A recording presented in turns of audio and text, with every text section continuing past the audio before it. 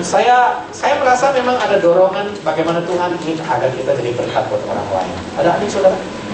Ya, saya yakin bahwa kita bukan hanya sekedar datang untuk diri kita, tapi kita datang untuk jadi berkat buat orang lain. Saya mengulang dalam khotbah pada minggu yang lalu yang disampaikan oleh Kak Darwin, ya, bicara tentang Christianity. Apa itu kekristenan? Ya, kekristenan bicara tentang it's not about where to go. Saudara masih ingat ini? Ya, yang tidak hadir pada minggu yang lalu, silakan tanya sama yang hadir. Kalau yang hadir minggu lalu lupa, silakan lihat teks yang saya buatkan kembali. Ya, tapi saya percaya bahwa kekristenan adalah bukan bicara tentang di mana, kemana kita akan pergi, but Christianity is about who to know. Kekristenan bicara tentang siapa yang kita kenal dalam hidup ini. Di dalam Yohanes 17 ayat 1 sampai 3, saya mereview dari apa yang Darwin Lian sampaikan pada minggu yang lalu. Di saat Yesus berdoa buat saudara dan saya. Ingat loh, ini adalah doa Yesus buat saudara dan saya. Dia berkata begini. Lalu Yesus menengadah ke langit dan berkata, Bapa, telah tiba saatnya, permuliakanlah anakmu, supaya anakmu mempermuliakan engkau. Sama seperti engkau telah memberikan kepadanya kuasa atas segala yang hidup, demikian juga ia akan memberikan apa saudara? Hidup yang kekal kepada semua yang telah engkau berikan kepadanya. Dan saya mau ajak kita baca ayat yang ketiga sama-sama. Inilah hidup yang kekal itu. Sama-sama. Inilah hidup yang kekal itu. Satu kali lagi. Inilah hidup yang kekal itu, yaitu bahwa mereka masuk ke surga. Amin. Wah, ada yang amin lagi.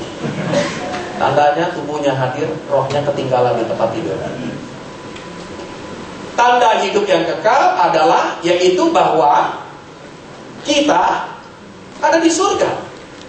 Begitu? Tidak. Apa yang dikatakan? Hidup kekal seringkali diterjemahkan oleh orang-orang secara awam adalah masuk surga. Benar ya? Itu yang paling sederhana. Tapi ternyata yang dimaksud dengan hidup yang kekal yaitu, mari kita baca, yaitu bahwa saya, katakan, saya mengenal engkau, yang satu-satunya Allah yang benar. Dan kalimat yang penting dari ini, mengenal Bapa di surga. Dan bukan hanya itu, mengenal siapa lagi saudara? Yesus Kristus yang telah engkau utus. Jadi ternyata, coba lihat semuanya, hidup yang kekal adalah kita mengenal Bapa di surga dan mengenal siapa? Yesus Kristus. Nah, kata mengenal di sini, saudara mesti tahu, bukan sekedar kenal. Tapi kata mengenal di sini dituliskan dalam bahasa aslinya, yaitu ginosko. Saudara tahu ginosko? Nah, mengenal secara intim. Maka lahirlah hubungan yang intim. Dan itu bisa dilukiskan khusus buat yang sudah menikah saja. Hubungan intim yang dimaksud itu adalah seperti hubungan suami istri. Yang single jangan terlalu jauh membayangkan itu. Tapi maksudnya adalah kita mengenal Bapa seperti kita berhubungan intim dengan Dia. Itulah maksud kekristenan. Saudara, kekristenan, hidup yang kekal adalah bicara tentang hubungan yang intim seperti suami istri dengan Tuhan. Itulah hakikat kekristenan. Kalau hari ini engkau ada di abortisisi, tapi engkau gak bisa punya hubungan yang intim sama Bapa, sama Yesus, engkau belum mengalami hidup yang kekal. Ada amin saudara? Hubungan intim dengan Tuhan bukan hanya dilukiskan dari, coba lihat semuanya, tampilan yang melo, seperti kepala yang bergoyang-goyang saja. atau mata yang tertutup sambil menangis. Saya setuju itu salah satu hubungan yang dekat dengan Tuhan. Tapi salah satunya adalah waktu saudara juga berinteraksi dengan firman Tuhan waktu saya sampaikan. Waktu saudara mendengar firman dan engkau tahu bahwa ini yang engkau mau connect dan kenal di dalamnya, yaitu dengan firman, itu menandakan engkau bukan hanya sekedar menjadi pribadi yang hanya menampilkan tampilan dekat dengan Tuhan, tapi benar-benar engkau punya pengenalan akan firman yang dalam kehidupan. Ada amin saudara? Jadi kesimpulannya dalam semua aspek hidup ini, intim dan kenal dengan Tuhan tidak bisa digambarkan hanya kepada pendoa syafaat, kepada semua tim penyembahan yang ada di ruangan ini. Tapi intim yang dimaksud adalah saudara selalu connect dengan Tuhan dalam penyembahan, connect dengan Tuhan waktu mendengarkan firman.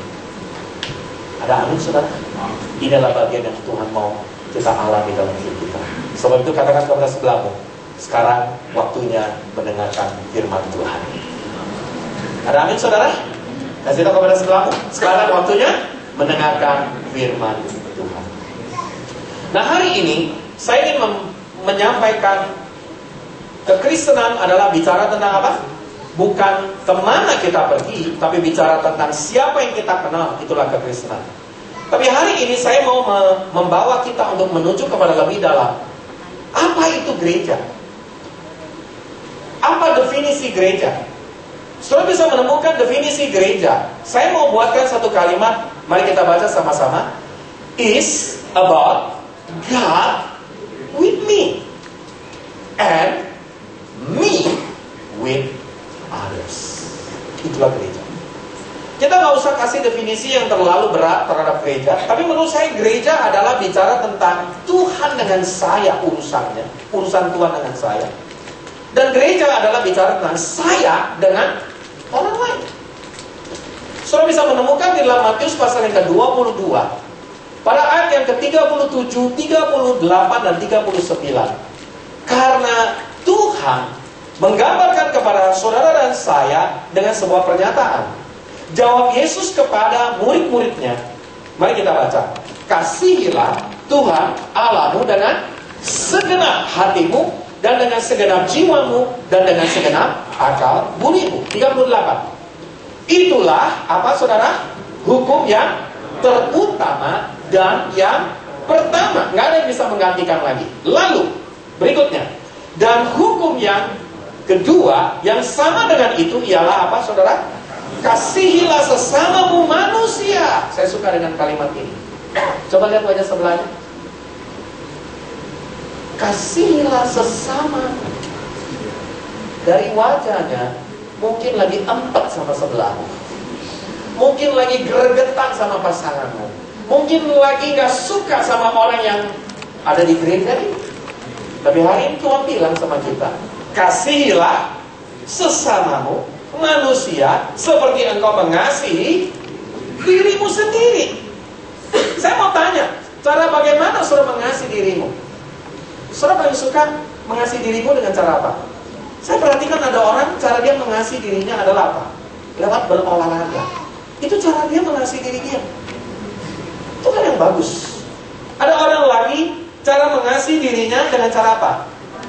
Dia suka tidur. Become a sleeping beauty. Perlu the beast untuk membangunkan dia, saudara. Tapi ada orang lagi, cara mencintai dirinya adalah apa? Mendengarkan musik. Ya, setiap kali kalau saya lihat Acai, dia mimpin worship sambil, padahal tidak ada gitar. Saya juga heran, tangannya ada gitar terus. Ya, itu sebuah urapan yang Tuhan kasih, dan persis dia tidak ada, jadi saya wakilkan buat istrinya saja. Istrinya jawabannya juga tidak ada. Ya, tapi hari ini saya percaya itu ekspresi kecintaan kepada sesuatu yang dia punyai. Gak apa-apa, silakan, saudara bisa berekspresi. Dan menurut saya itu cara engkau mengasihi dirimu. Sebab itu saudara, hari ini saya selalu percaya kita gak akan pernah bisa mengasihi orang lain kalau kita gak pernah belajar mengasihi diri kita sendiri. Kalau saudara tahu bagaimana men-treat dirimu, kau akan tahu bagaimana men-treat orang lain. Hari ini saya mau ajak saudara untuk melihat kembali definisi ini. Mari kita baca sama-sama berdasarkan ayat yang kita sudah baca baca tadi. Church is about God with me. Gereja itu bicara hubungan antara Tuhan sama kita. Tapi nggak cukup hanya di sana. And me, tunjuk sebelahnya, with you. Tunjuk sebelahnya, jangan lihat saya saudara. With you, with others, with your neighbor. Dan hari ini saya percaya, kalau berarti kita berada di dalam gereja, kita nggak akan pernah cuek sama orang lain. Saudara setuju dengan saya? Di dalam gereja artinya kita peduli dengan hubungan Tuhan dengan kita, dan kita peduli hubungan kita dengan orang lain. Nah hari ini saya mau ajak saudara untuk melihat secara singkat firman Tuhan dalam Yohanes pasal 21 ayat 15 sampai 17. Dan ayat ini saya dapatkan waktu doa puasa kemarin, dari hari Kamis sampai Sabtu di Sentul. Ya, persis Alton juga hadir pada waktu itu. Dan terima kasih untuk kebesaran hati dari Mila, karena di ulang tahun dia mengizinkan suaminya untuk ada di dalam doa puasa di Sentul. Itu tanda dia cinta habis dengan suaminya. Dan itu adalah gereja menurut saya.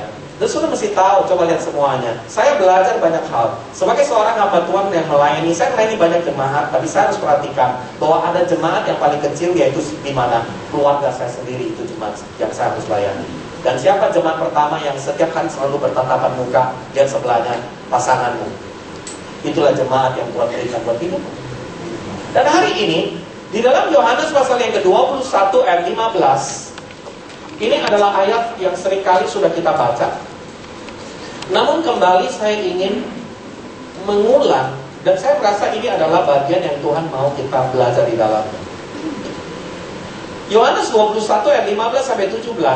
Ini adalah kisah sesudah Yesus mati lalu bangkit.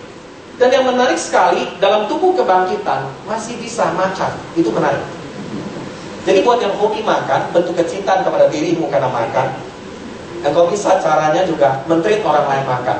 Karena kata kasih, nanti saya akan belajar. Saya suka, saudara nanti belajar bahasa kasih. Kasih salah satunya itu adalah to entertain others. Bahasa aslinya itu. Dan saudara baca. Ya. Dan dikatakan pada ayat 15, sesudah sarapan, jadi kasih tahu sebelahnya, sudah sarapan tadi pagi? Ya, ingat baik-baik. Semua yang kalau ditulis dalam Alkitab berarti penting. Jadi sarapan itu penting. Ya, breakfast itu penting banget. Justru makan siang, makan malam tidak terlalu penting. Yang penting, karena Yesus tidak banyak kisah selain dia cerita selain sarapan, tapi Yesus juga ada makan. Tapi sesudah sarapan, Yesus berkata kepada Simon Petrus. Saudara tahu kenapa kepada Simon? Kenapa nggak kepada yang lain? Dan saudara mesti tahu yang menuliskan kisah ini, Simon adalah siapa yang menuliskan? Yohanes. Yohanes itu adalah murid Yesus salah satu yang paling mellow. Dia itu murid Yesus, kalau saudara perhatikan dari kitab Injil, Matius, Markus, Lukas, Yohanes. Yohanes itu yang kalau menceritakan sesuatu itu banyak kisah-kisahnya. Dia tidak banyak mencatat kronologi peristiwa. Dia tidak terlalu banyak mencatat lokasi dan lain sebagainya. Tapi dia banyak mencatat konten pembicaraan di dalamnya. Itu ciri khas Yohanes. Makanya jurnalis yang bagus. Penulis Injil yang sangat-sangat luar biasa. Dan dia menuliskan kisah tentang Simon. Jadi dia mengamati tentang Simon. Kenapa Yesus harus bicara kepada Petrus? Karena Petrus menyangkal Yesus. Karena Petrus lari dari sebuah kenyataan. Dia orang yang paling berani bilang, I committed with you. Tapi dia juga orang yang pertama yang running from the commitment. Saudara, menurut saya dalam gereja kita kadang-kadang punya banyak persoalan seperti ini. Kita menjadi orang yang paling pertama berkata, saya orangnya. Jadi sebaliknya juga, di saat kita mengalami banyak tekanan, kita juga orang pertama yang akan quit dalam pelayanan. Tapi hari ini saya percaya, ini adalah bagian yang Tuhan mau kita belajar di dalamnya. Yohanes 21 ayat 15, Yesus berkata kepada Simon Petrus, apa yang dikatakan? Simon, anak Yohanes, kamu sudah menyangkal saya 3 kali. Begitu ngomongnya. Halo? Kalau saya jadi pemimpin, mungkin saya akan ngomong kalimat itu. Saudara bisa mengerti yang saya maksud? Saya misalnya pemimpin perusahaan, saya punya anak buah. Dia yang bilang mau berdiri buat saya, tapi lagi saya susah, dia kabur lebih dulu. Terus suatu hari saya ketemu dia lagi. Apa yang kita akan lakukan? Kita akan lakukan apa? Tegur dia, benar? Kamu kan dulu yang mengkhianati saya. Kamu kan dulu yang bilang sama saya begini, tapi kamu gak lakukan. Tapi saya suka dengan yang Yesus lakukan. Saudara mau tahu? dalam hubungan dengan siapapun dalam hidup kita, kalau engkau mau punya hubungan yang kekal terus-menerus dengan orang lain, jangan pernah menyoroti kesalahan orang lain. Belajar untuk apa, saudara? Untuk melihat apa yang ada di belakang dari peristiwa tersebut. Di dalam Yohanes pasal 21 ayat 15, Yesus berkata kepada Simon Petrus, apa kalimatnya? Simon, anak Yohanes, apakah engkau mengasihi aku? Saya mau tanya, dia bahas gak Petrus menyangkal dia? Dia tidak bahas. Karena dia tahu, kalau dia fokus dengan kesalahan Petrus, tidak akan menyembuhkan Petrus. Petrus gak akan pernah menjadi rasul yang akhirnya mati dengan salib terbalik. Dia belajar dari seorang pribadi yang bernama Yesus. Karena semua kegagalan, semua kesalahan, semua masalah bisa disembuhkan dengan pertanyaan, Simon anak Yohanes, mari kita baca, apakah engkau mengasihi aku lebih daripada mereka? Jadi saya percaya Christianity atau church is talking about God with urusan Tuhan dengan kita. Jawab Petrus kepadanya, bilangnya apa? Petrus ini pribadi yang selalu maunya kelihatannya fun, perform, bagus. Dia nggak pernah kasih jawaban yang tidak bagus. Saya rasa diri saya juga kadang-kadang seperti Petrus. Kadang-kadang bos, pemilik perusahaan pusing sama karyawan yang selalu bilang perform tapi ternyata tidak perform. Atau kita selalu berkata orang lain selalu merasa dia sudah dalam level 8 padahal menurut kita dia masih level 5. Petrus berkata, benar Tuhan, engkau tahu bahwa aku mengasihi engkau. Kata Yesus kepadanya, apa? Berikanlah uangmu kepadaku. Berikanlah semua hidupmu kepadaku. Begitu? Yesus berkata apa? Gembalakanlah domba-domba. Coba saya suka dengan kalimat ini. Church is about God with me and me with others. Pertanyaan Yesus yang pertama, apakah kau mengasihi aku? Dituliskan dalam bahasa aslinya adalah agape. Tapi kasih manusia sekarang suka EGP. Oh EGP? Emang gue EGP. Tapi jawaban Petrus kepada Yesus bukan agape, yaitu apa? Filio. Saudara, apa beda agape dan filio? Agape itu rela mengorbankan dirinya seperti Yesus mati di kayu salib. Tapi filio itu seperti kasih apa? Manusia terhadap dirinya sendiri, kasih persaudaraan, kasih kakak adik kandung. Kakak adik kandung aja kasih filionya bisa berantem ya, kalau soal duit kan. Soal apa? Ketidakadilan. Soal apa lagi? Hah? Kekesalan, kemarahan. Itu filio. Tetapi kasih agape adalah kasih apa sih? Coba lihat semua. Yesus mengasihi saudara tanpa syarat dan dia mengasihi Petrus dengan agape. Tapi Petrus mengasihi Yesus dengan filio. Coba lihat semuanya. Ini ibaratnya suami istri lagi ngobrol. Kamu agape nggak sama aku? Aku filio sama kamu. Kita bahasanya apa ngomongnya? Nggak nyambung ya? Benar? Soalnya dalam gereja juga suka begitu. Kita suka nggak nyambung. Gua nggak nyambung sama dia kalau ngomong. Gua maunya agape, dia filio. Gua maunya ke restoran, dia maunya ke bioskop. Nggak nyambung. Makanya ini nggak matching. Dalam bergereja kita seringkali mengalami perbedaan di dalam apa? Ekspektasi hubungan. Tapi kemudian Yesus berkata, gembalakanlah domba-dombaku. Yesus nggak bahas lagi agape atau filio, tapi Yesus cuma bilang, feed my lambs. Ya, ini kalau sampai ada hujan, saudara, tanda dari Tuhan loh. Ya, ini tanda Tuhan sayang sama kita loh. Ya, feed my lambs. Saya suka dengan kata feed my lambs. Saudara tahu nggak apa arti dari feed my lambs? Beri makan. Tuhan bilang, kalau kamu sayang sama aku, cinta sama aku, kau mengasihi aku, buktikan bahwa engkau apa? engkau mengasihi lamb. Wajah saudara suka stick, namanya lamb stick. Soto lamb itu apa? Anak domba. Domba yang masih muda. Jadi tanda orang yang mengasihi Tuhan adalah kalau dia mengasihi siapa? Mengasihi saudara-saudaranya dalam gereja.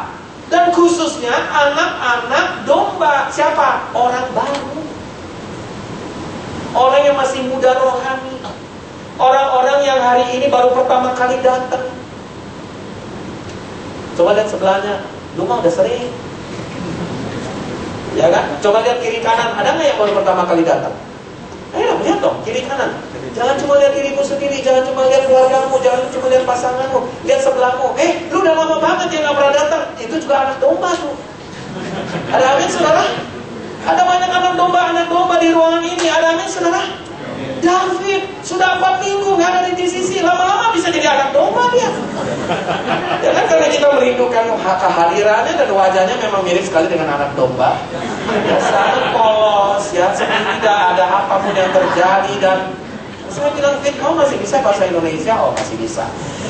Oke, dan hari ini saya percaya kalau sudah mengasihi Tuhan, saya ingin beritahu di gereja di Amalot, di sisi saya mendorong kita semua, mari kita jadi orang yang peduli, kita care, kita memberi makan, kita mengasihi orang-orang baru, orang-orang yang baru pertama kali datang, supaya orang merasa benar-benar bahwa dia ada di dalam gereja, karena church is about me with others. Ada amin saudara? Ya, saudara kita belajar. Itu prinsip yang pertama. Lalu Yesus masih belum cukup. Di dalam ayat yang ke-16, mari kita lihat. Kata Yesus pula untuk keberapa kali? Kedua kali. Simon anak Yohanes, apakah kau mengasihi aku? Jawab Petrus kepadanya, benar Tuhan. Ini orang perform nih saudara. Ya, orang yang kalau jawab standar banget. Dan dia tidak pernah salah dalam menjawab. Engkau tahu bahwa aku mengasihi engkau. Jawab Yesus kepadanya, gembalakanlah domba-dombaku. Kata yang dipakai oleh Yesus, kata mengasihi adalah tetap agape. Dan Petrus jawabnya filio lagi. Capek deh. Kita ngomong agape, dia jawabnya filio. Kita ngomong apa, dia jawabnya apa. Nggak nyambung nih kayaknya nih.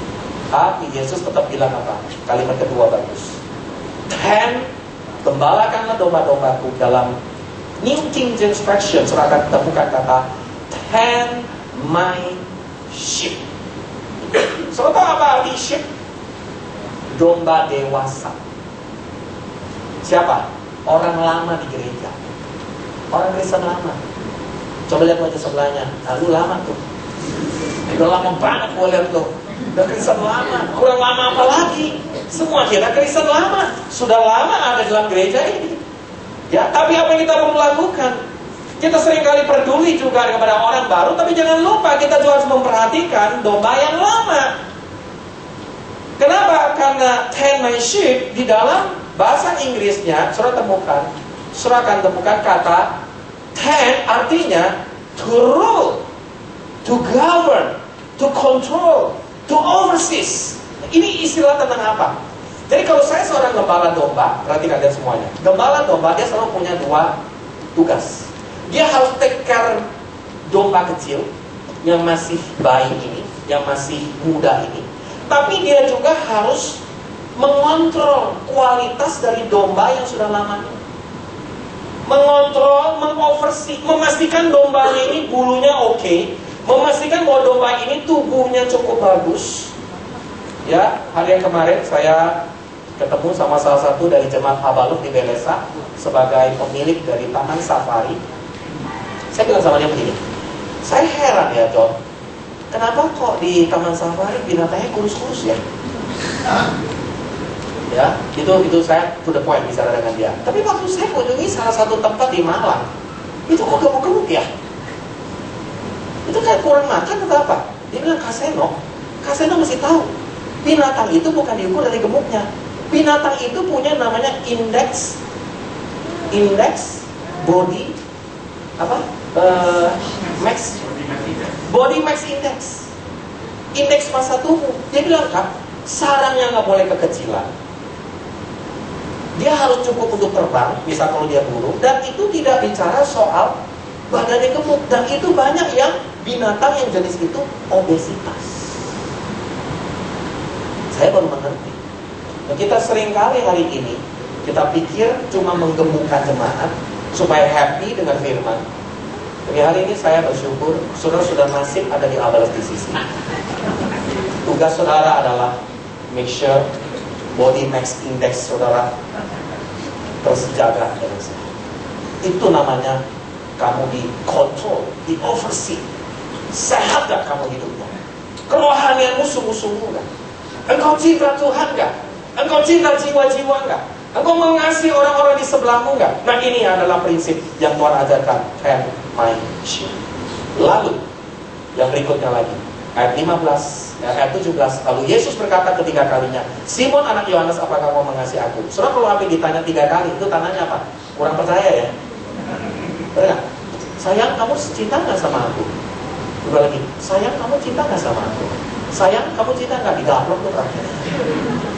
Ya kan, ngeselin banget. Maksudnya kurang yakin saya cinta sama kamu. Tapi memang kadang-kadang kalau masa pacaran masih banyak sering-sering gitu. Ya, tapi kata yang berikut dipakai, maka sedihlah hati Petrus. Sedih banget dia. Dia tahu dia gak perform. Dia tahu dia gak nyambung. Yesus minta apa, dia minta apa. Benar. Saudara, cinta, menurut saya, kita bisa jadi suami istri karena apa yang kita ngomong dia nyambung. Benar, saudara? Ya kan, kalau kita ngomong dia gak nyambung kan kita juga pusing sama dia, gitu loh. Ya, dan dikatakan, dan dia berkata, Tuhan, engkau tahu Tuhan segala sesuatu, engkau tahu aku pernah menyangkal engkau tahu aku punya kesalahan, engkau tahu aku banyak kekurangan. Tapi engkau tahu Tuhan bahwa aku mengasihi engkau. Sama seperti kita udah frustrasi, Tuhan, engkau tahu deh aku sayang sama engkau, tapi aku gak tahu caranya Tuhan. Sama seperti seorang suami yang mencintai istrinya gak suka bunga, dia kirim bunga, gak nyambung, saudara. Ya kan, istrinya gak suka coklat, suaminya kirim coklat. Ya kan? Tapi apa yang terjadi? Kata Yesus kepadanya, gembalakanlah dombaku. Dan saya suka dengan kalimat ketiga, kata mengasihi yang Yesus maksudkan. Yang Yesus tanya sama siapa? Sama Petrus. Yaitu apa? Mari kita lihat. Filio. Yesus sampai bilang, sudah, aku gak paksa kamu lagi, aku gak tekan kamu lagi. Saudara, hubungan yang paling sehat adalah tidak menuntut. Amin, saudara. Tidak menghakimi, tidak menilai, tapi hubungan adalah understanding, trust, ada kepercayaan, ada pengertian di dalamnya. Dan kita membangun namanya hubungan. Belum menikah, sudah menikah, dalam gereja, dalam bisnis, perlu trust and understanding. Waktu kita ngertiin orang lain itu bisa berubah loh. Benar gak, saudara? Ya, saya banyak belajar kalau kami konflik. Misalnya saya memaksakan Kak Friska dan dia dengan berat hati melakukan itu, gak dapet. Lebih baik saya lakukan apa? Saya ngertiin dulu. Kalau udah ngertiin pasti dapat. Ada amin, saudara? Dari wajahnya kok kayak kurang jelas. Sama seperti hubungan dalam hidup ini. Kita ngertiin orang lain. Kita kalau ngertiin orang lain akan melakukan loh dengan otomatis yang kita mau. Benar gak, saudara? Ya kan, kita ngertiin dia. Dan Yesus bilang, oke, Petrus, aku gak paksa kamu lagi, aku gak nuntut kamu lagi, kamu video gak sama aku? Dan Petrus jawabnya apa? Coba diklik, video juga. Karena memang sama dengan. Tadi lihat gak? Yang saya bikin apa? Kontradiktif. Tapi ini nyambung, connect, related. Video dengan video. Dan Yesus bilang apa? Feed my sheep. Gembalakanlah domba. Saya ulangi. Mari kita lihat. Church is. Mari kita baca. About God with me. Apakah kau mengasihi aku? And bagaimana engkau mengasihi aku? Gembalakanlah domba-dombaku. And me. Taruh tanganmu. Me. Us. With. Tunjuk sebelahnya. Others. You. Ada amin? Dan hari ini saya bersyukur sekali Tuhan menutup dengan Yohanes 21 ayat 18, khususnya buat orang-orang Kristen yang sudah lama dan menjadi pelayan Tuhan di awal PCC. Yohanes 21 ayat 18 berkata demikian, aku berkata kepadamu, sesungguhnya, yuk kita baca, ketika engkau masih Kristen baru, masih muda, Engkau masih muda dalam pelayanan. Engkau mengikat pinggangmu sendiri. Dan engkau berjalan kemana saja yang kau kehendaki. Setuju dengan saya? Kalau masih jadi jemaat, biasalah mau datang jam berapa terserah. Ya kan? Ya suka-suka kita dong. Ya kan? Kita mau datang, kita nggak datang. Ya kan? Kita mau hari ini ikut pelayanan atau kita nggak ikut pelayanan. Ya kita bisa yang kita mau pergi kemanapun yang kita mau. Ada banyak yang sudah senyum-senyum, ada pengalaman jangan-jangan. Ya termasuk Kristen lama. Yang penting udahlah, saya pokoknya saya bisa jalan yang saya mau. Saya ikat diri saya sendiri, saya putuskan yang saya sendiri. Dan saya percaya ada banyak di antara kita seperti itu. Termasuk saya. Tetapi jika engkau sudah menjadi, mari kita baca, tua, udah Kristen lama, engkau ada di awal sisi, engkau akan mengulurkan tanganmu. Ada amin saudara? Kamu gregetan, kayak kamu melakukan sesuatu, kamu bantu seseorang, dan orang lain akan sekarang pegang tangan sebelahmu, ikat tangannya, dan membawa engkau kemanapun yang kamu gak suka, tapi kamu akan pergi di sana. Ada apa saudara? Bergumul, ada galau. Tuhan ngomong sama dia, Tuhan aku gak bisa, aku gak mau, tapi Tuhan izinkan itu. Ada apa saudara? Dan hari ini saya mau tutup firman Tuhan. Kalau hanya khotbah kan percuma. Dan saya mau ada kesaksian yang hari ini menceritakan kepada kita. Bagaimana kita mau supaya Abel di sisi mengalami sesuatu perubahan yang signifikan. Ada amin saudara? Saya berdoa agar kita semua berbicara tentang gereja, talking about apa? God with me and me with others. Dan saya bersyukur CBC kemarin baru diselesaikan di Ibis. Kepedulian 30 orang lebih yang kita concern supaya mereka punya cash flow yang baik.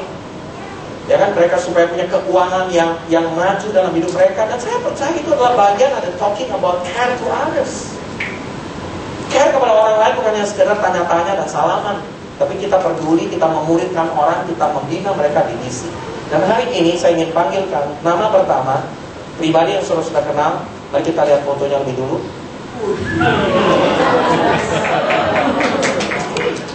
Saya pikir dia harus forman sedikit dan kasih Elton loh. Saya sengaja bikin slideshow hubungan dengan istri. Tegang sekali ditunjuk oleh Mila.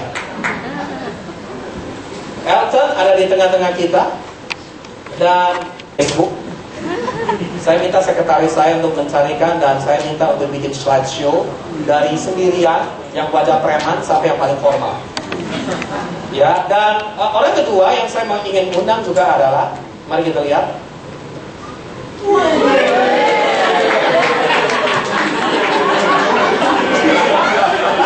Saya hampir gak mengenali dia, siapa dia? Ini adalah foto 10 tahun yang lalu, Mika. Ini masih muda banget, tinggal ditambah sedikit. Yang putih-putih udah mirip pendeta. Dan dia mencintai istrinya. Dan ini adalah sebuah gambaran dia mengembalakan domba-domba yang dia kasihi. Mereka berdua. Dan hari ini saya mau kita berikan tepuk tangan sebagai sambutan. Oke, hari ini ada penerjemah. Boleh tolong mic-nya disiapkan. Ya. Dan kecuali Elton mau berbahasa Indonesia. Oh, mau Indonesia. Okay lah. Okay.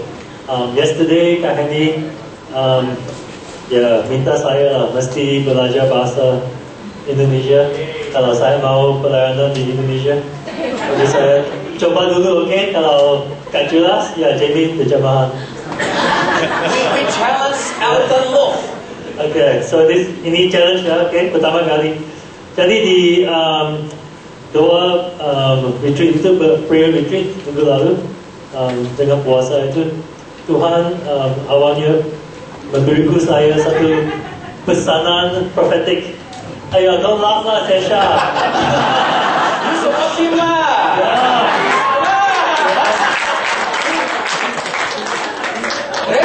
Usually my DC the worst. DC discourage me. Stop, Elton, stop. Okay. Kalau kamu lihat Elton, lihat rasionya dia aja. Jadi Tuhan memberikan saya satu pesanan profetik lah untuk Vira. Ya, Vira. Waktu saya worship lah, dia katanya itu kita sebagai jemaat mesti perlu memperbaiki kapal nelayan kami sebelum kita bisa membawa ikan baru dalam. Ikan baru. ikan baru masuk dalam perahu. Udah lupa bahasa Indonesia. Kita harus memperbaiki jalan kita sebelum kita kapal nelayan. Kita harus memperbaiki kapal nelayan kita dulu, baru kita bisa bawa ikan masuk. Iya. Ya, jadi tidak ada gunanya kalau kita membawa ikan baru ke kapal yang tenggelam. Jadi kita mesti membagi kapal pelayanan dulu. Which is gereja lah. Ya. Gereja kami seperti kapal pelayanan. Bukan, kapal nelayan. Sorry, I'm a bit nervous. Nelayan and pelayan is different. Jadi maksudnya Wira harus memperbaiki kapal nelayan. Oh iya. Ya. Karena dia orang yang itu apa, evangelis. Ya. Jadi dia suka ya pergi keluar dan penginjil. Jadi sebelumnya mesti memperbaiki gereja dulu. Jadi ya, jadi tidak ada gunanya berkonsentrasi pada pelayanan sendiri kalau celebration dan misi kami stagnan dan tidak berkembang dan tumbuh. Jadi itu dasarnya yang di gereja.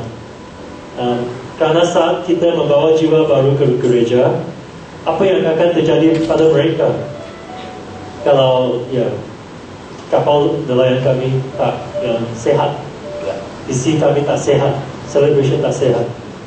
Jadi akhir tahun lalu Tuhan benar-benar mengatakan kepada saya bahwa saya telah mengabaikan rumah-rumahnya. Saya mengabaikan fellowship. Jadi saya sudah nyaman pelayanan di komsel saya, dan saya juga oke dengan keluarga rumah saya. Tapi saya tidak perhatian rumah Tuhan. Jadi ya, bebannya berat lah tahun akhir tahun lalu. Jadi saya tahu saya harus melakukan sesuatu lah untuk membantu tuan rumah. Dan jadi ya itu aja lah. Jadi Elton kalau saya summary singkat, dia punya holy discontent dan dia bicara dengan saya, Kaseno, please we must do something. Kita mesti lakukan sesuatu kalau kita mau membangun sebuah kapal, sebuah rumah bersama. Dan church is about God with me and me with others. Dan dia berkata, saya mau lakukan yang terbaik. Dan saya tidak pernah menyangka Elton jadi sekretaris yang begitu luar biasa kalau pertemuan. Bisa lihat tampilan. Dia bukan seorang sekretaris, tapi dia begitu rajin menuliskan minutes of meeting bersama dengan saya dan semua tim. Dan dia memasukkan dalam Google Drive, masukkan Dropbox, dan kemudian kami bisa di-remind kembali. Dan thank you Elton, because you love Abba TCC, you love God, and you want to feed all the sheep, especially the lambs. Jadi hari ini saya bersyukur karena rumah ini bukan milik saya. Rumah ini adalah milik kita bersama. Kemajuan dari rumah ini, kita harus bersedia mengulurkan tangan kita dan kita diikat. Karena anak kita nggak mau kita pergi kemana, tapi Tuhan akan membawa kita ke sana. Percayalah, Dia selalu memberikan yang terbaik. Amin. Berikan tepuk tangan yang terbaik. Dan hari ini bisa pindah kepada gambar Jamie di masa lalu. Saya tidak tahu apa yang terjadi dengan dia menunjukkan tangannya seperti ini, tapi saya pikir dia lagi mikir banget. Dia lagi mikir banget buat Abba Love TCC. Dia lagi mikir banget tentang hidupnya. Dia lagi mikir banget tentang masa depan dalam hidupnya. Jam, kamu bisa cerita sedikit, Jam? Ada di tengah. Ini mungkin kapan lagi kamu menyampaikan firman Tuhan atau menyampaikan sesuatu dalam hidupmu. Dan saya mesti tahu bahwa Ali Dipto ada di sini. Ali, ya, Ali mesti tahu bahwa ini adalah sesepuhmu di FGCC di Sunway Malaysia, karena makhluk inilah yang bersama dengan Pastor Eli Chan merintis gereja Indonesia di Malaysia yang sudah melahirkan ribuan mahasiswa kemana-mana. Ya, nggak apa-apa, itu memang kita artis. Jadi hari ini Jamie akan bercerita kepada kita tentang apa yang dia dapat dari Tuhan. Dan saya pikir Jamie nggak akan pernah seperti ini. Tapi saya bersyukur ini hasil doa. dia tuh sampai gelisah. Bukan karena nggak punya uang, dia tampilannya Pak. Dia punya banyak hal, istri, anak, ya kan? Apa aja sudah dia punya, tapi dia masih punya sesuatu yang dia mau berikan kepada Tuhan. Silakan cek. Jadi sebenarnya saya udah diminta untuk bersaksi cukup lama ya. Ya. Tapi saya Tunda-tunda. saya merasa masih kurang nyaman lah. Kenapa saya merasa kurang nyaman? Tapi hari ini akhirnya saya bersaksi. Semoga apa yang saya saksikan hari ini menjadi persembahan dan penyembahan kepada Tuhan. Sebelum bersaksi tadi minta satu kata ya. Satu kata yang saya dapat, kebetulan Alek duduk belakang gua dan gua merasa emang buat Alek juga sih. Wow. Jadi semoga ini buat kita semua. Siap-siap loh Lex. Semoga ini buat kita semua juga. Iya. Tadi satu kata yang saya dapat adalah worthy. Worthy maksudnya I am worthy. And God is worthy of your pujian, of your penyembahan, of your persembahan.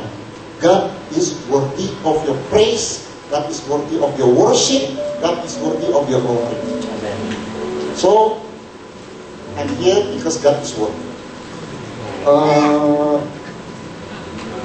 Saya udah diajak bersaksi beberapa orang yang lalu, cuma saya tunda. Kenapa? Karena saya ngerasa ya masih ada yang lebih layak dari saya, masih ada yang lebih stabil lah. Saya orangnya kurang stabil, kadang-kadang panas, kadang-kadang dingin. Masih ada yang lebih kaya dari saya. Kayak water heater dong ya. Masih ada yang lebih, perusahaannya lebih gede dari saya, gitu loh. Ya, yang mereka dulu lah, gitu loh, maju dan melayani memberikan kesaksian. Cuma saya tertegur dengan satu kalimat. You don't have to be perfect to inspire others. Let people be inspired by how you deal with your imperfection. You don't have to be perfect to inspire others. But let people be inspired by how you deal with your imperfection. So I'm not perfect. Saat gue berdiri di sini, gue gak lebih baik dari kamu. I'm just willing. What you need is your willingness to serve others. Itu buat gue kategorinya itu. What you need is your willingness to serve others. Dan gue udah bilang sama Kak Seno, gue willing, mau gak mau gue gak bisa mundur. Intinya what you need is your willingness to serve others. Permisi, saya gak ngerti bahasa Indo. Karena saya bisa hidupnya sempurna. Dia jadi Elton jadi Kiani. Karena saya bisa hidup sempurna. Saya bisa punya banyak uang, saya bisa punya perusahaan besar, saya bisa punya istri yang cantik, saya bisa punya anak. But if I'm not willing to serve others, what the use apa gunanya gue? Gue terkena kategorinya itu. Bahasa Cinanya, Jen, lu moyung. Gue kena kategori banget di situ. Gue jadi orang moyung Tuhan. Itu yang pertama. Setelah itu gue willing to serve. Setelah gue willing to serve, sebenarnya Kak Seno ngomong sama gue, Jen, kamu dipanggil Tuhan untuk ini. Saya bilang sama Kak Seno, Kak, saya dipanggil Tuhan 15 tahun yang lalu juga udah panggil gitu. Saya udah willing dari 15 tahun yang lalu untuk melayani Tuhan. Karena setiap malam juga gue doa, Tuhan berkati aku, Tuhan pakai aku. Gitu. Itu kan kayak doa makan. Udah jadi kayak doa makan gitu. Yang kedua, Kak Seno waktu itu Desember, kita ngobrol-ngobrol, Kak Seno cerita ini dan itu mengenai keadaan di sisi. Terus Kak Seno bilang mau ikut terlibat belum? Enggak. Kemudian Kak Seno bilang, ya udah Jen, lu doain dulu aja, nggak harus jawab sekarang. Saat itu juga gue bilang, nggak usah doa-doa lagi Kak, saya udah kebanyakan doa. Mukanya Kak Seno langsung enak, aduh kasih dijawab enggak. Tapi gue jawab, iya, oke, let's do it. Kenapa gue jawab iya, oke, let's do it? Karena emang gue udah doa. Tiap malam juga gue doanya begitu. Gitu loh, Tuhan pakai aku lebih lagi. Amin. Sampai hari ini gue doa begitu. Dan saya yakin kita semua di tempat ini orangnya willing. Ya. Yang kedua yang kita perlukan ini, jangan cuma willing. Karena kok willing juga 15 tahun lalu juga agak willing. Yang kedua yang gue dapat ini, Kemarin dari firman Tuhan, siapa tuh yang share itu? Ada orang lumpuh di Danau Bethesda, ya kan? Kemudian 37 tahun tuh dia lumpuh. Dia mengharapkan kesembuhan. Dia pengen sembuh, dia willing untuk sembuh. Kemudian Tuhan datang, cuma ngomong satu sama dia. Tahu nggak apa ngomongan? Bangunlah. Jadi yang gue lakukan, Kaseno ngomong, gue cuma bangun. Saat gue doa gue udah dijawab. Saya mau nggak? Gue cuma bangun. So, yang saya mau juga kepada kalian, bangunlah dan berjalanlah. Itu ada di Yohanes 9 ayat 5. Bangunlah dan berjalanlah. Karena willing doang ternyata nggak cukup. Willing itu udah 15 tahun yang lalu, it doesn't make anything gitu loh. Orang lumpuh itu juga udah willing, pengen sembuh 37 tahun. Dia udah duduk di situ 37 tahun. Dia willing, dia pengen. Tapi Tuhan datang, dia bilang, bangunlah. Yang kedua, jadi simply kalau saya ngomong mau apa enggak, itu cuma gue respon aja bangun. Gue cuma bangun doang. Gitu. So saat kalian ditanya untuk melakukan sesuatu, ya bangunlah. Gitu. Yang ketiga apa ya? Karena gini, kalau misalnya lu nggak bangun, bahasa Cina-nya, lu jadi ATM, Jem. Maksudnya apa ATM? Antokong moyung. Ngerti nggak? Lu cuma ngomong tahu, Tuhan I'm willing. Wah, saya baru rema. Jadi, gua naik level nih, agak keras buat ukur Tuhan. Pertama, lu jangan moyung, Jem. Oke, kasih ngomong. Yang kedua, lu udah oke, lu jangan jadi ATM. Antokong moyung. Antokong moyung itu ngomongnya doang, tapi nggak ada tindakan. Nggak ada tindakan. Itu buat gue ya. Jadi yang pertama, Jen, jangan jadi moyung. Yang kedua, jangan jadi ATM. Yang ketiga, oke, gue udah gak jadi ATM nih. Gue masuk dong pelayanan, kemarin gue mati masuk pelayanan. All out tuh ya. Nggak, ya salah. Senang. Poin martil kemarin ya. Karena ini semua yang di sisi orang takutkan untuk masuk dalam pelayanan di sisi. Saat lu masuk pelayanan, lu akan menjadi tambah susah hidup lu. Itu nomor satu. Ya? Dan lu akan dibiarkan susah sendiri. Itu dua. Yang ketiga, orang juga gak peduli. Lu mau siapin apa ya udah lu siapin aja. Nobody really care what you doing here. Lu mau siapin steak setiap 2 minggu juga orang gak peduli. Dia makan aja. Ya gak? Lu mau datang main musik setiap pagi. Lu datang jam 6 pagi, lu siapin siapa? Lu harus bangun anak lu. Nggak ada juga ya. Orang biasa-biasa aja. Ya kan? Itu yang terjadi juga. Wah, ngalamin juga gitu. Jadi a bit discouraging, a bit cukup annoying gitu. Ternyata melayani di sisi itu cukup mengganggu. Tetapi yang gua dapat begini. Di dalam bisnis itu no pain, no gain. Lu nggak sakit, lu nggak untung. Bisnis ya. Di dalam kekristenan, ternyata Tuhan Yesus juga udah mencontohkan kepada kita. Yesus melayani, menyembuhkan orang, sampai dia menyerahkan dirinya, disalibkan dan mati. Ya kan? Jadi Jen, kalau lu mau melayani, lu cuma kena sakit sedikit aja, lu gimana namanya juga pelayanan. Tuhan juga udah bilang. Jadi kalau di Kristen, no sacrifice, no glory. If you want to have glory itu ada di balik salib. Yep. Ya. Amen. So kalau lu melayani, lu kena sakit dikit, ya artinya you on the right path to glory. Ya, nggak usah tuh, udah. Ya udah, lu datang pagi nggak ada yang terima kasih, lu juga. Ya lu orang ngomongin lu di belakang sih, ini angkokong moyu. Ya udah. Intinya I'm on the right path. Jadi gua juga bilang gua komitmen. Gue selalu ngomong ingetin diri gue. Saat gue udah mulai terganggu dengan cara pelayanan seperti ini, ya pertama kita harus perbaiki. Ya dong, jangan tidak disiksa terus dong. Sama-sama lah.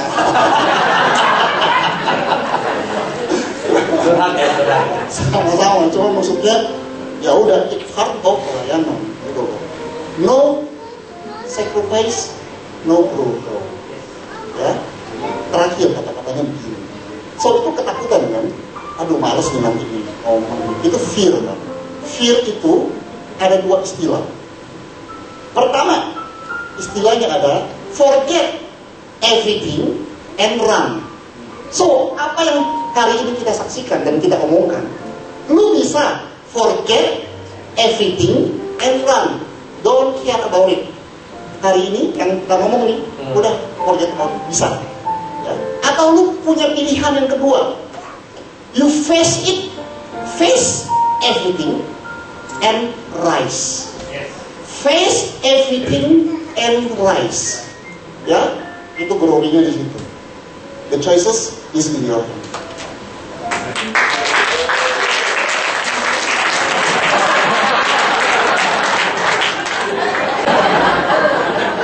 Masih ada Jam? Gak mau ada apa? Kita berusaha bernaya.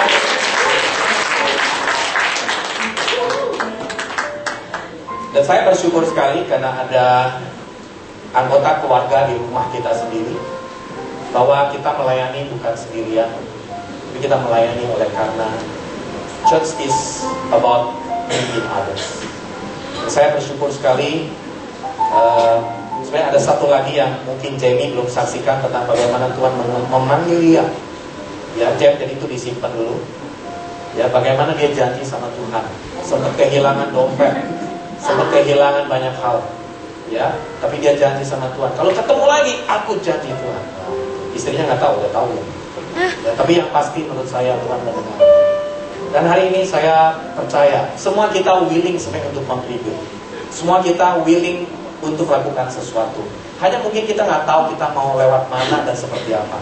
Sebab itu saya berdoa, paling tidak ini adalah sebuah proses perjalanan yang kita harus lalui. Dan saya mendorong kita semua, mari bangunlah rumah ini, My Hope to Love. Kita membangun dari ketidaksempurnaan kita. Kita belajar peduli dengan orang lain. Kita belajar care. Dan kita belajar trust and understand others. Saudara, hari ini saya berdoa, mari kita bangun kekristenan dan gereja yang sejati. Gereja yang peduli dengan orang lain, gereja yang dimana Yesus ada di tengah-tengah kita. Dan hari ini, biar kiranya apa yang kita dengar bukan hanya lalu, tapi akan terjadi dalam hidup kita. Berapa banyak saudara mau lakukan sesuatu di rumah ini? Kalau kau mau, mari saya undang kita berdiri bersama-sama. Dan sebelum kita berdoa, saya mau coba saudara katakan kepada orang sebelahmu. Jangan sama istrimu, jangan sama orang lain, sama orang yang di sebelahmu, dan bilang sama dia, apa yang kamu akan lakukan? Apa yang kamu mau bangun di gereja ini? Coba dan sebelahnya. Datangi orang yang kamu mungkin gak kau kenal. Ya, pria dengan pria, wanita dengan wanita. Coba tanya. Ya. Charles sudah siap? Charles kayaknya sudah siap untuk full time. Oh enggak ya? Oke, Eric siap. Tuhan, sungguh suatu cita-cita bagi kami dapat kembali menjumpai Anda di akhir minggu ini. Bagi Anda yang baru pertama kali hadir di tempat ini, kami mengucapkan selamat datang dan selamat bergabung di Apple of Ministry.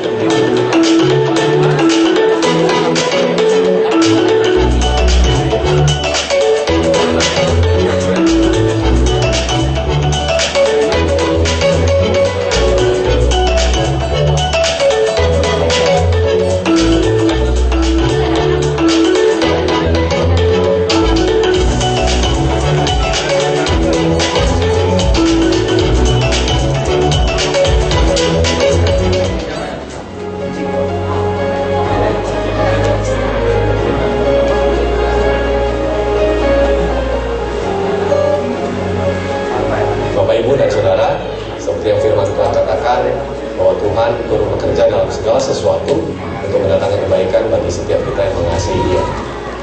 Tuhan bisa berbicara dalam kondisi apapun, sekalipun mungkin bagi manusia kondisinya tidak terlalu baik. Ketika saya mengalami cedera pada kaki kanan saya, Tuhan mengingatkan saya sesuatu yang penting yang saya mau bagikan kepada Bapak Ibu hari ini. Kaki adalah penopang dari tubuh, sama seperti doa harusnya menjadi penopang bagi sebuah gereja ataupun rumah Tuhan. Hari ini secara khusus saya mau mengingatkan bagi Bapak Ibu semua bahwa tanpa doa ataupun tanpa kaki, maka tubuh akan kesulitan untuk bergerak. kepada sebuah tujuan yang Tuhan sudah tetapkan. Apalagi Barat mendapatkan nubuatan di tahun 2013 bahwa salah satu yang menjadi strength point di tengah-tengah gereja kita adalah doa dan penyembahan. Karena itu kita mau bersama-sama membangun kehidupan doa dan penyembahan yang benar. Maka Bapak Ibu dan Saudara, hari ini saya mau mengencourage, mendorong Bapak Ibu dan Saudara yang ingin terlibat lebih jauh dalam pergerakan doa kita, di mana kita sedang membangun pasukan doa bagi Tuhan. Bapak Ibu bisa mendatangi PKS Bapak Ibu ataupun pemimpin di area Bapak Ibu untuk bisa mendaftarkan diri menjadi bagian dari tim doa yang sedang kita bangun bersama. Itu yang pertama. Yang kedua, tidak hanya kita semua orang-orang yang dewasa yang harus berdoa, melainkan seluruh anak-anak kita juga mau ajak mereka hidup di dalam doa dan penyembahan yang benar. Karena itu, tanggal 20 Mei, hari Sabtu, pukul 3 sore, di Auditorium Maisonet lantai 4, kita akan bersama-sama mengadakan Prayer and Worship Kids, di mana seluruh anak-anak yang berusia 7-12 tahun kita ajak untuk terlibat berdoa dan menyembah Tuhan bersama-sama. Bapak Ibu, saya mengencourage kita semua, apabila Bapak Ibu mempunyai anak dengan usia yang saya sebutkan tadi, mari ajak mereka supaya mereka juga mengambil bagian menjadi penopang dari tubuh, bukan hanya untuk gereja, tapi juga untuk keluarga-keluarga kita. Saya percaya kita akan melihat gelombang doa dan penyembahan yang luar biasa terjadi di dalam seluruh generasi yang ada di tengah-tengah Abel Barat. Tuhan Yesus memberkati.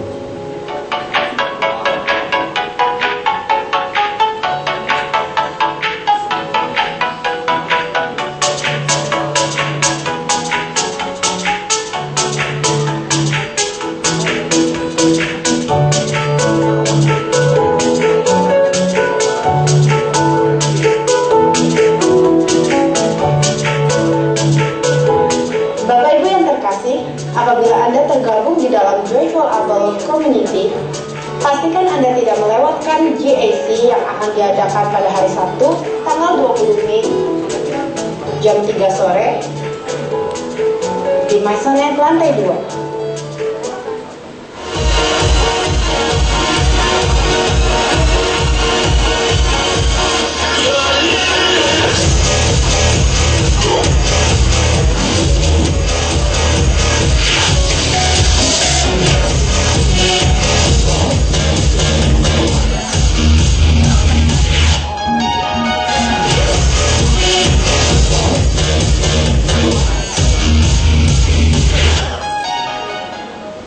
Saudaraku sekalian, pada kesempatan ini saya ingin mengingatkan kepada Anda semua bahwa kesempatan Anda untuk mendaftar e-conference hanya tinggal 2 kali lagi, yaitu hari ini dan minggu depan.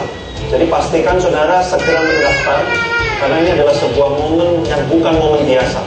Banyak orang mungkin berpikir ini seperti conference-conference yang pada umumnya, atau seperti acara-acara equipping yang sudah-sudah, atau mungkin seperti yang diikuti di lalu-lalu. Tapi Bapak Ibu Saudara, saya ingin meyakinkan Anda bahwa ini bukan momen biasa. Karena kami para pemimpin mendapatkan pesan Tuhan bahwa ini akan menjadi sebuah momentum terobosan rohani yang luar biasa sekali. Bahkan kami merasakan secara spirit ini akan menjadi momentum terobosan yang belum pernah terjadi baik dalam Abaloh Barat maupun kehidupan Anda secara pribadi. Karena itu saudara, kalau Anda ingin benar-benar mengalami terobosan rohani yang luar biasa dalam hidup Anda, terutama tahun ini, pastikan Anda hadir dan mengikuti di conference tahun 2017 ini.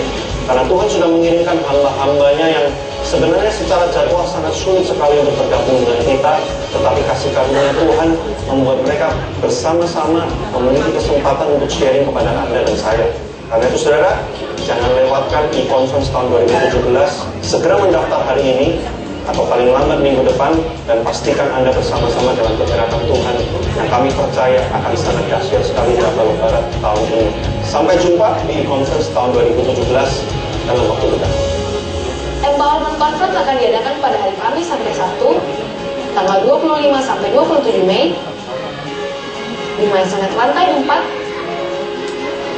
dengan biaya investasi sebesar Rp400.000. Kita akan bersama-sama dilayani oleh pembicara-pembicara yang akan menginspirasi kehidupan kita. Di antaranya adalah Daniel Ho, founding senior pastor dari DUMC atau Damansara Utama Methodist Church. Saat ini beliau menggembalakan sebanyak lebih dari 4.000 jemaat, bahkan sudah dipakai Tuhan untuk mengabarkan firman Tuhan di lebih dari 30 negara. influence bagi masyarakat di Malaysia, sehingga beliau dianjurkan gelar dato oleh pemerintah. Chris Manusama adalah gembala dari gereja Rock Ambon, seseorang yang memiliki urapan khusus di dalam area profetik dan sudah menjadi berkat bagi banyak orang melalui pelayanannya memberkati pribadi-pribadi yang terlibat di dalam pelayanan praise and worship. Daftarkan diri Anda hari ini juga dengan mengunjungi booth registrasi yang sudah tersedia di lokasi ibadah masing-masing. Saudara-saudaraku, kami para pemimpin baru saja menyelesaikan doa puasa dalam beberapa waktu yang lalu. Dan di sana kami menerima banyak sekali pesan Tuhan dan apa yang akan Tuhan lakukan di tengah-tengah Abang Barat ke depan. Kami para pemimpin sangat excited sekali karena kami menerima banyak pewahyuan dan kami melihat Tuhan sedang akan bekerja dengan cara yang besar sekali di tengah-tengah kita. Dan salah satunya pada saat Vision Night nanti, pada tanggal 9 Mei, pemimpin akan memberikan kepada Anda apa pesan Tuhan yang kami dapatkan. Karena itu para pekerja, Anda wajib harus hadir di dalam Vision Night kali ini, karena ini akan memberikan kita arahan kemana Tuhan akan bergerak dan bagaimana Anda bisa berada di tengah-tengah pergerakan Tuhan itu. Karena itu pastikan Anda ada di sana, pastikan Anda bersama-sama dengan kami semua di dalam Vision Night pada tanggal 9 Mei nanti. Siapkan hatimu, siapkan menerima lawatan Tuhan, siapkan menerima visi yang besar daripada Tuhan, karena Tuhan sedang bergerak di tengah-tengah kita. Vision Night akan diadakan pada hari Selasa, tanggal 9 Mei, pukul 7:30 malam, di Maisonet lantai 4. Jemaat Tuhan, sekian Abang update minggu ini. Happy Sunday and God bless you.